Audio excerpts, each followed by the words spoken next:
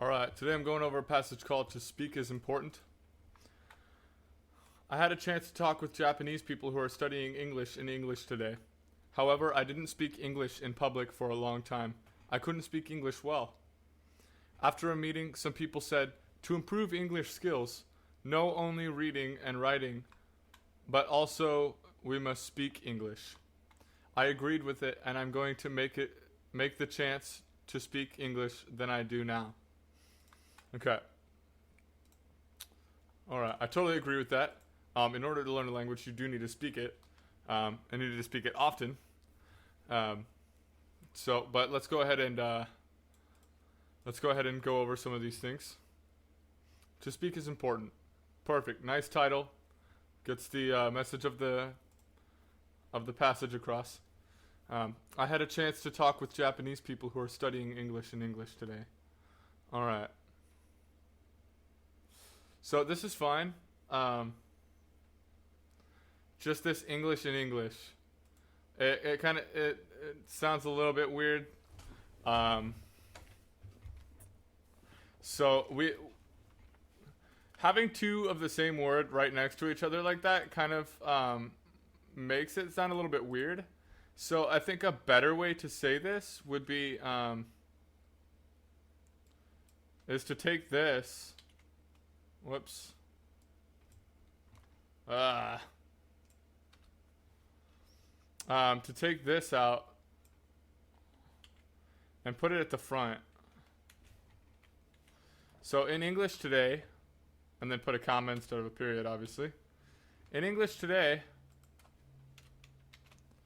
I had a chance to talk with Japanese people who are studying English.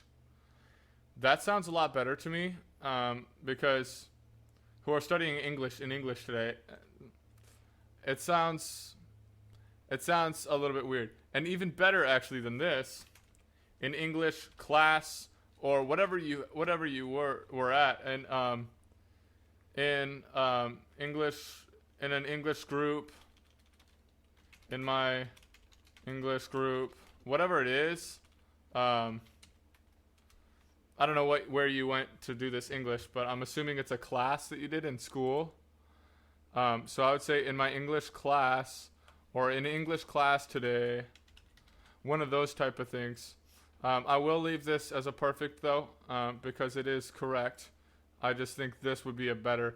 In my English class today, I had a chance to talk to Japanese people who were studying English. I think that one sounds a little bit better, but I will go ahead and give you a perfect on that. However, nice comma there. However, I didn't speak English in public for a long time. I couldn't speak English well. Okay. This one sounds it's fine. Like this one, it sounds a little bit not a little bit foreign. So I would change that to something like I didn't speak English in public for very long. For very long, and then get rid of time. And then I'd do a comma. And the and just kind of softens this connection of the two parts of the sentence, right? The two parts are I didn't speak English in public for a long time. That's one section. And then the other section is I couldn't speak English well.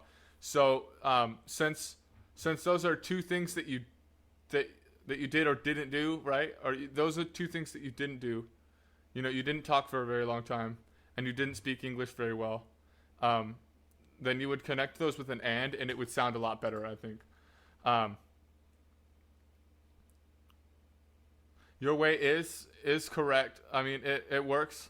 But this way I think would sound a lot better, and it will make you sound it will make you sound more like a native speaker if you say a sentence like this. So I will leave that one down there, and I'll leave some comments about it in a minute after the video. After a meeting, some people said to improve English skills, know only reading and writing, but also we must speak English. Okay. So someone said, comma, After a meeting. So, um, this is fine, but since you're referring to that meeting, the meeting that you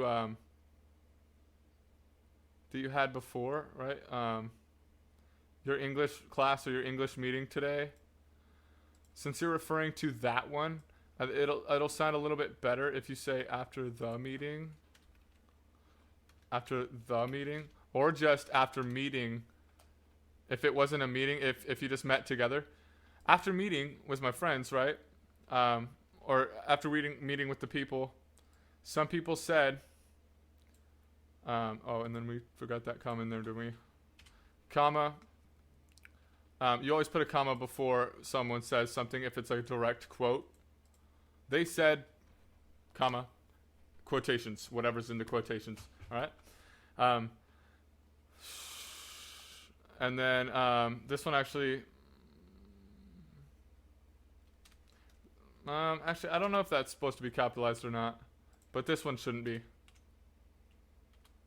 But this is actually a little bit incorrect. To improve English skills, that's fine. No only reading. So this could be, there's a couple ways you could restate this. Not only reading and writing, but also,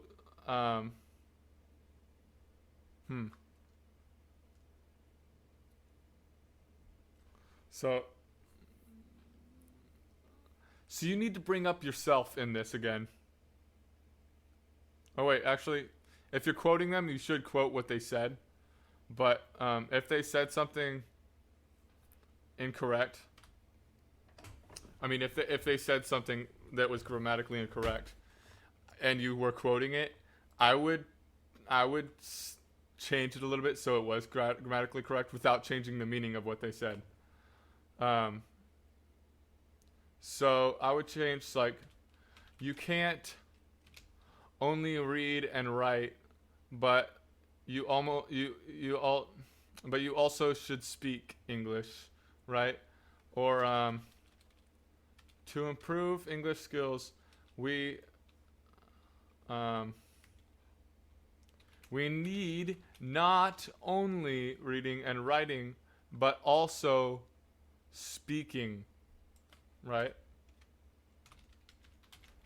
And since you said English here, you don't really need it.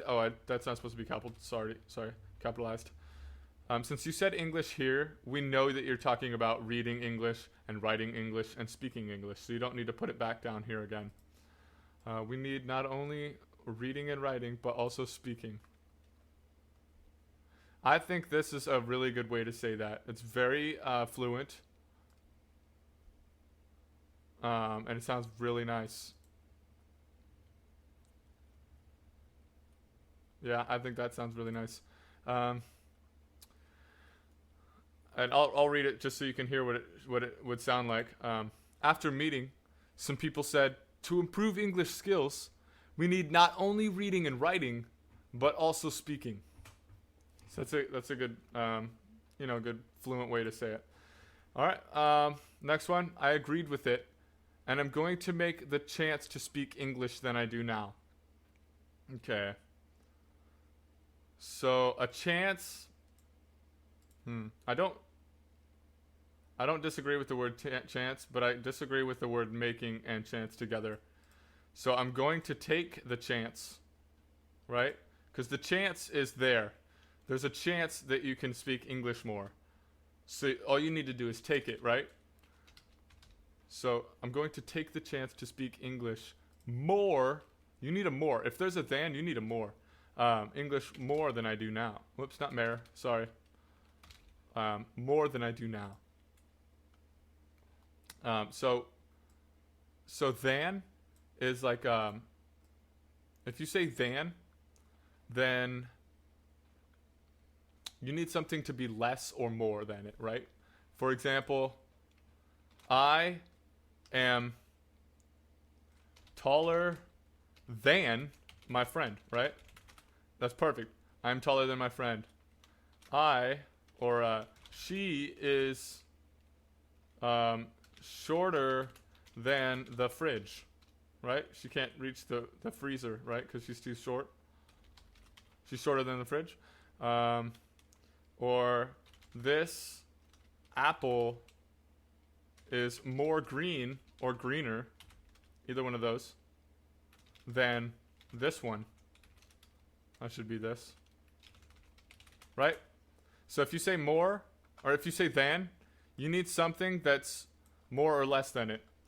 You don't have to have the word more, but you have to have the meaning more somewhere. So greener means more green, right?